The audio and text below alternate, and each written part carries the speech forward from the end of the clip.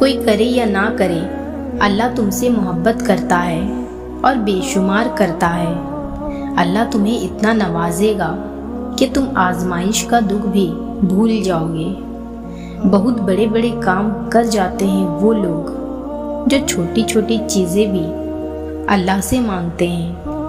اللہ دیکھتا ہے جب تم سجدوں میں تڑپتے ہو، جب تم دعاؤں کے لیے ہاتھ اٹھا کر خاموش ہو جاتے ہو۔ اللہ کو اندازہ ہے جب تم صبر کرتے ہوئے تھک جاتے ہو، جب تم بے بس ہو کر خاموش ہو جاتے ہو۔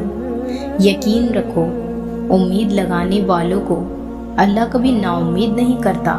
جب خواہشات اللہ کی رضا کے لیے چھوڑ دی جائے تب دعائیں فوراً قبول ہوتی ہے۔ سجدے کی طاقت یہ ہے کہ فرش کی سرگوشی عرش پر سنی جاتی ہے۔ نماز کو قائم کرو، بے شک بے چین دلوں کے لیے سجدے میں شفا اور سکون ہے۔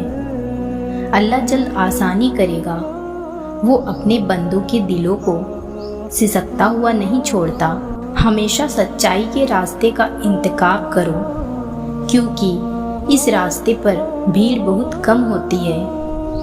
اللہ قرآن میں فرماتا ہے، تو میرا ہو کر تو دیکھ، اے بندے، سب کچھ تیرا نہ کر دوں تو کہنا۔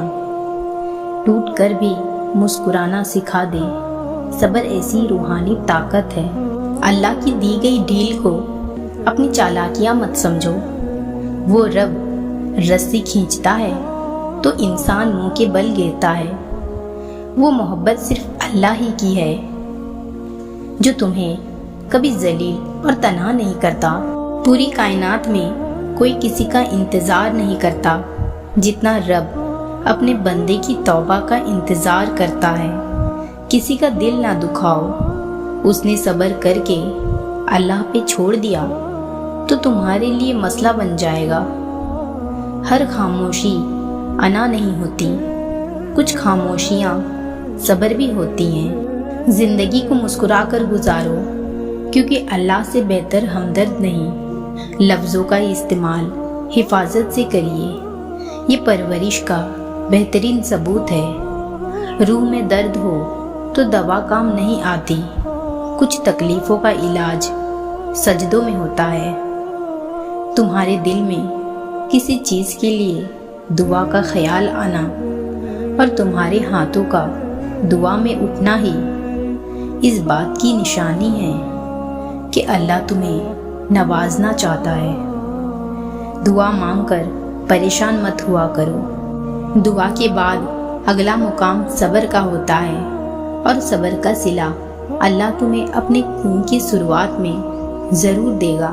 بس یقین رکھو، تم اللہ کے ذکر میں اپنا دل لگا لو، سکون اور اطمینان تم سے دل لگا لیں گے۔